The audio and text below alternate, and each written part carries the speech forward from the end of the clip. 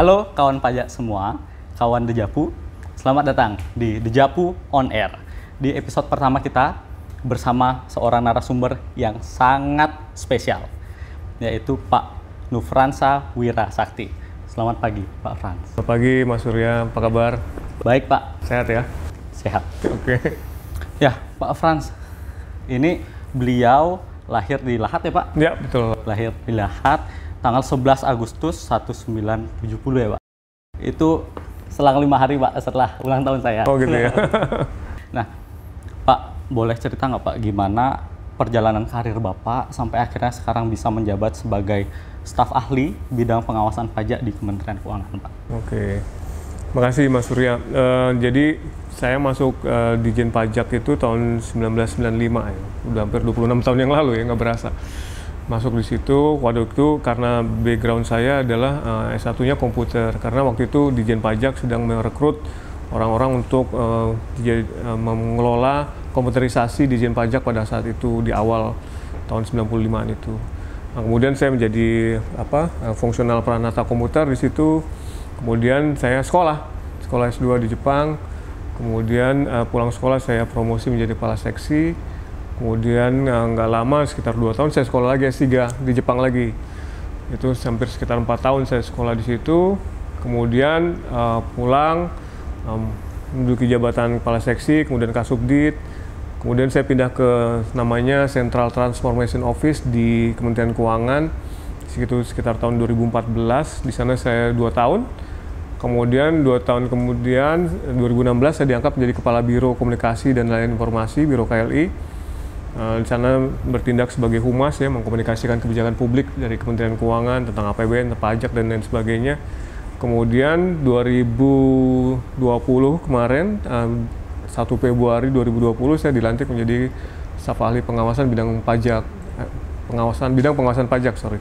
Jadi gitulah kira-kira, mengalir aja sepertinya, ada sekolahnya, ada kerjanya, kemudian bidangnya juga macam-macam gitu. Ya, Pak. Pak, Bapak 2 kali berarti ke Jepang, Pak, ya, untuk S2 dan S3. Ya. Kenapa Pak milih Jepang? Dari ada Eropa, Amerika, kenapa Jepang, Pak? Ya, kebetulan memang pada saat itu kan yang buka waktu di tahun 2000 itu memang Jepang dan Amerika waktu itu yang buka untuk aplikasi beasiswa ya. Kemudian saya lihat yang lebih ininya ada kebetulan yang diterima di Jepang, jadi saya pilih Jepang. Dan perjalanannya juga nggak mudah karena waktu itu harus bersaing dengan banyak orang, kemudian juga, dan itu bukan sekaligus langsung dapat juga, Mas. Jadi saya sudah berapa kali apply tuh, mungkin yang ketiga baru saya masuk gitu. Jadi memang perjuangan juga cukup lumayan juga tuh.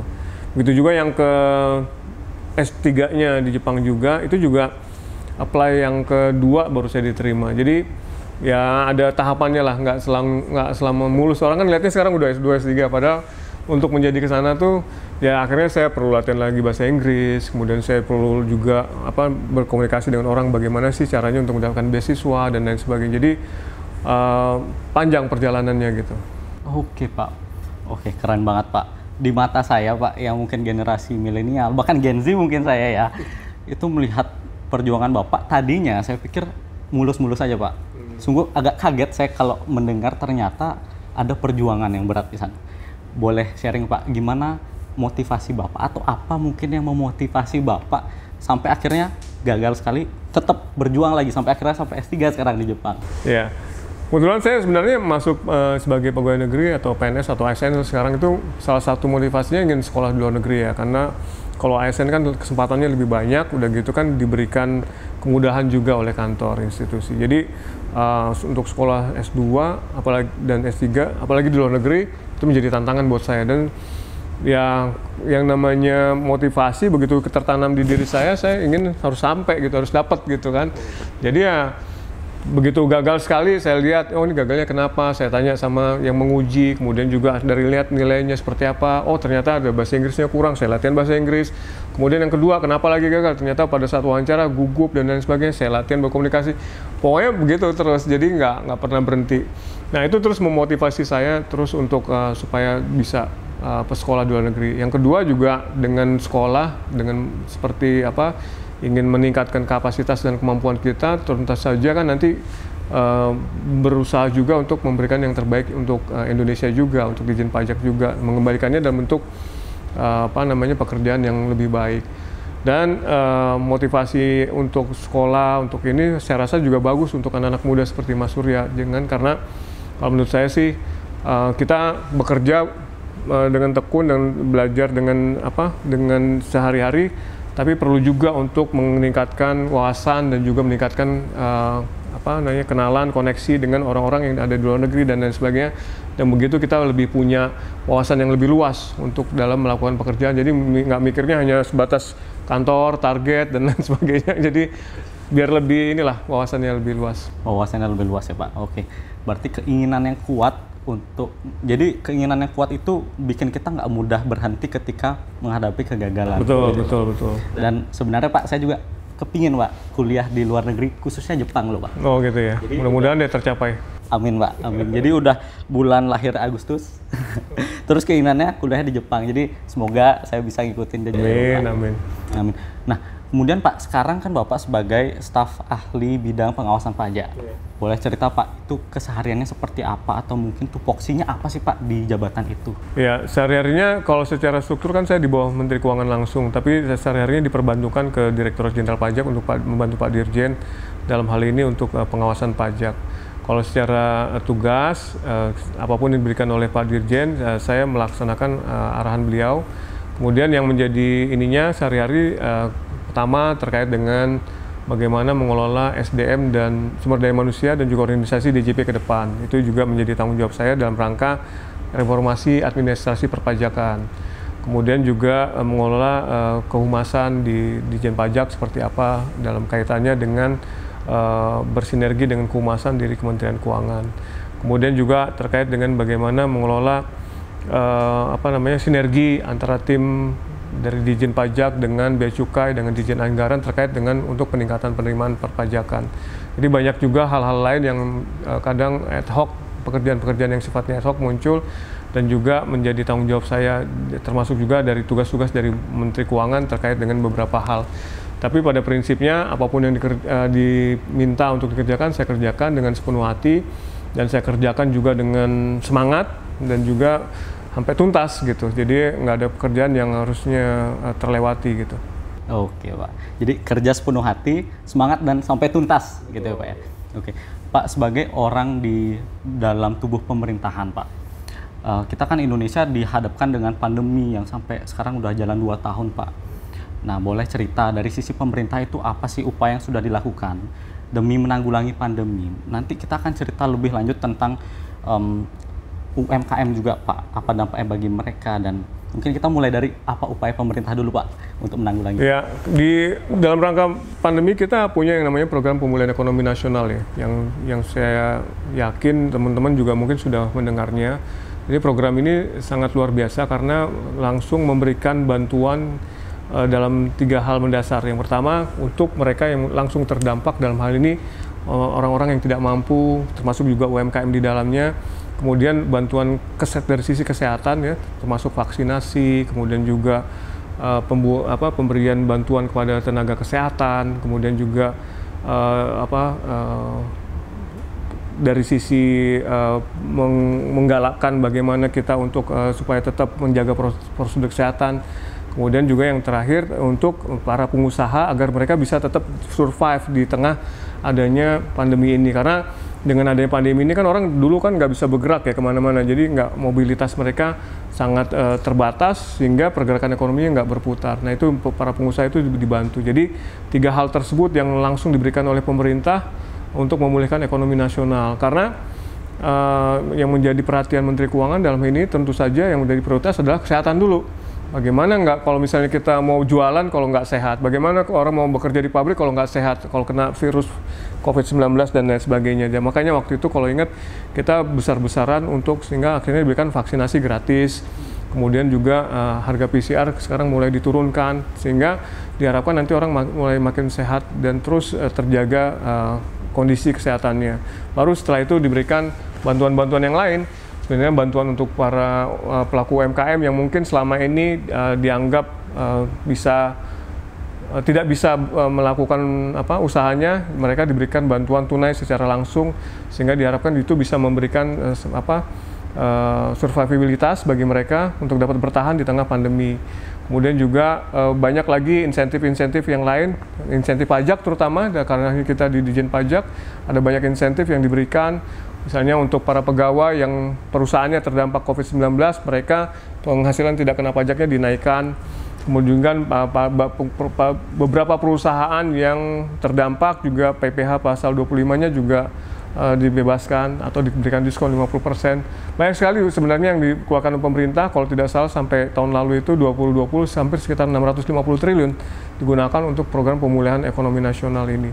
Dan itu akan terus nanti sampai dikurangi bertahap apabila dianggap bahwa kondisi sudah mulai berangsur-angsur pulih. Nah, contohnya kan sekarang kayak Jakarta sudah level 1, sehingga diharapkan nanti mungkin tapi harus tetap waspada ya dalam hal ini, karena ada di luar negeri, di Singapura, di Cina itu juga sudah mulai ada gelombang ketiga. Nah, itu juga kita harus waspada. Tapi pada prinsipnya pemerintah berperan langsung, baik itu berupa bantuan langsung kepada masyarakat, bantuan langsung kepada perusahaan-perusahaan, dan juga kepada sektor-sektor usaha yang lain. Oke, berarti sangat banyak peran pemerintah dalam menanggulangi pandemi ini, Pak.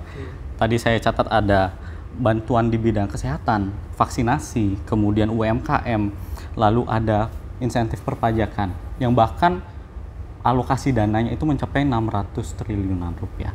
Nah, dari 600 triliunan rupiah itu, Pak, saya lihat dari berita terkini, ternyata alokasi untuk UMKM itu ada penurunan. Nah, apakah ini merupakan indikasi, Pak, bagi UMKM bahwa ternyata UMKM sudah mulai bangkit, sehingga support pemerintah melalui alokasi PEN tadi sudah bisa mulai dikurangi? Bagaimana pandangan Bapak? Ya, secara ininya mungkin di satu sisi seperti itu ya, tapi di sisi lain kan sebenarnya mereka juga mendapatkan insentif dari perpajakan misalnya. Kan mereka dibebaskan, yang dulu yang selama ini melalui peraturan pemerintah nomor 23, mereka hanya bayar 0,5% dari omset sebulan, kan dibebaskan sampai akhir tahun. Itu kan sebenarnya juga memberikan celah buat mereka sebenarnya, dari bantuan juga sebenarnya. Kemudian juga dari sisi ininya kita juga memberikan banyak sekali di undang-undang yang pajak yang baru nanti, mereka bahkan apabila penghasilannya masih di bawah 500 juta dalam setahun, itu nggak dikenakan pajak. Jadi ya memang secara prinsip dari sisi bantuan mungkin terlihat berkurang, tapi kita alihkan juga ke beberapa yang lain, sehingga diharapkan insentifnya lebih kepada memacu mereka untuk lebih meningkatkan usahanya gitu. Oke, jadi bantuan itu akan tetap diberikan sampai nanti keywordnya perlahan-lahan kondisi ekonomi dilihat mulai memulih, begitu ya, Pak? Oke, nah itu kan dananya porsinya besar, Pak. Dari mana pemerintah itu bisa mengupayakan dana sebesar itu? Kemudian apa mungkin yang pesan untuk masyarakat, untuk wajib pajak, message-nya supaya dapat turut membantu mungkin, Pak, untuk meringankan beban pemerintah? Karena kan kita ada budaya gotong royong juga supaya bisa membantu bersama. Ya, ada banyak tambahan yang harus dicari oleh pemerintah untuk membiayai program pemulihan ekonomi nasional ini. Salah satu diantaranya adalah dengan memberikan kebijakan berupa efisiensi kepada kementerian dan lembaga dalam belanjanya, juga termasuk Pemda. Jadi misalnya anggaran untuk perjalanan dinas, meeting dan lain sebagainya yang tahun lalu mungkin karena masih sebelum COVID itu lumayan tinggi, itu dikurangin, kan memang juga tidak terpakai toh, karena semua kegiatan berhenti pada saat itu. Itu dengan mengurangi belanja. Yang satu lagi adalah dengan berusaha untuk meningkatkan penerimaan pajak. Tapi penerimaan pajak di satu sisi kan pada saat itu nggak mungkin juga, karena kan otomatis kegiatan ekonominya nyaris berhenti, penerimaan pajak juga pasti berkurang. Nah, mau nggak mau akhirnya kita melakukannya dengan pembiayaan atau dengan utang, baik dari utang dari luar negeri maupun dalam negeri, dengan cara mengeluarkan surat utang negara, dan juga ada beberapa bantuan dan pinjaman dari negara lain. Nah, di satu sisi lain kita juga berharap bantuan dari masyarakat berupa partisipasi aktif mereka, misalnya dengan membeli surat utang negara, atau kalau misalnya mau yang versi syariah bisa membeli sukuk ya. Sukuk sekarang ada yang sifatnya retail yang bisa dibeli 1 juta, itu nanti uangnya dikumpulkan juga untuk pembangunan.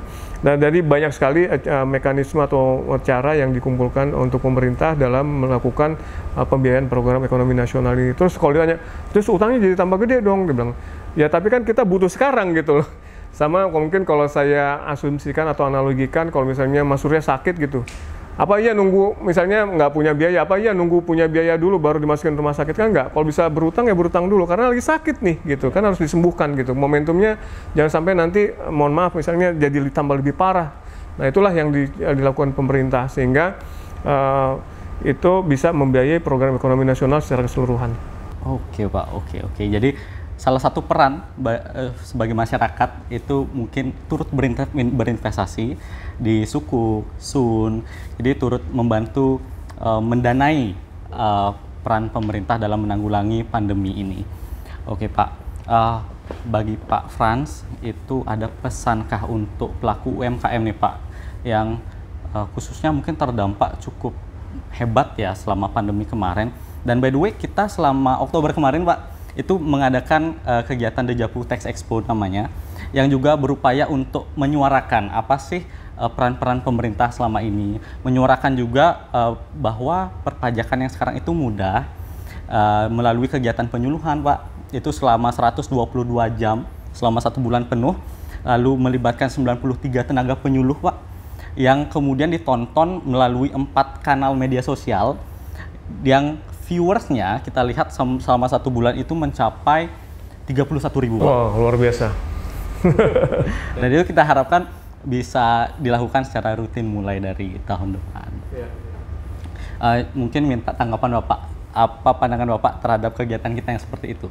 Ya, saya menyambut baik ya, karena juga saya salah satu pekerja yang saya sedang kerjakan adalah bagaimana mengembangkan UMKM ini supaya mereka bisa naik kelas lah ibaratnya, supaya mereka yang tadinya mikro bisa menjadi menengah, yang menengah jadi jadi meningkat, sehingga nanti mereka karena kan UMKM ini kan mendominasi hampir sekitar 60-70% dari perekonomian Indonesia. Kalau mereka meningkat, otomatis GDP Indonesia juga meningkat. Nah, program BDS ini menjadi salah satu perhatian kami supaya membantu UMKM itu supaya naik kelas dengan memberikan edukasi berupa misalnya bagaimana cara memasarkan produknya, membranding produknya, bahkan cara mengemas yang baik dan sampai seperti itu. Nah, nanti diselipkan juga dengan program-program edukasi perpajakan, misalnya bagaimana melakukan pencatatan pembukuan dan lain sebagainya, termasuk juga nanti bagaimana menghitung pajaknya. Jadi dengan adanya program BDS ini, mudah-mudahan UMKM nggak hanya bisa naik kelas, tapi dari satu sisi juga mereka mulai aware tentang pentingnya pajak gitu. Nah, saya sangat mengapresiasi apa yang dikerjakan oleh teman-teman Kanwil Jakarta Pusat dalam hal ini. Dejapu Tax Expo ya, yang jumlahnya viewernya sampai 31.000. Saya rasa di tengah pandemi COVID-19 ini muncul inovasi-inovasi yang sangat luar biasa melalui 4 sarana kanal media sosial. Itu bisa menjadi satu inspirasi buat teman-teman yang lain untuk melakukan yang sama. Apalagi melibatkan 93 tenaga penyuluh dari Ditjen Pajak. Ini sinergi yang luar biasa kalau menurut saya, dan harusnya sih nggak boleh puas hanya tahun ini, mungkin harusnya diulang lagi tahun-tahun depan.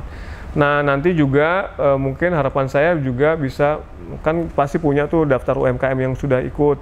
Nah, nanti mungkin bisa dilihat seperti apa perkembangannya, ada nggak peningkatan dari mereka dari hasil expo ini, apakah mungkin salesnya meningkat atau jangkauan penjualannya meningkat dan lain sebagainya. Karena harusnya sih kita melakukan bimbingan kepada mereka dalam rangka itu tadi, untuk supaya mereka naik kelas tadi dan bisa memberikan manfaat buat masyarakat di sekitarnya. Oke, terima kasih Pak atas diskusinya pada pagi hari ini, mengawali episode pertama Dejapu On Air kita. Mungkin Pak, kita akan tutup dengan salam dari Dejapu khasnya. Kalau saya bilang Dejapu, kita jawabnya hebat gitu Pak. Boleh. Okay. Pada viewers kita, terima kasih sudah menonton di episode pertama, dan tentunya nantikan episode berikutnya, karena kita akan selalu berupaya menghadirkan narasumber yang kompeten, bahkan spesial seperti pada episode pertama kali ini. Oke Pak, kita awali ya dengan sebutan Dejapu, kita bareng-bareng bilang hebat. Oke, sip. Dejapu hebat.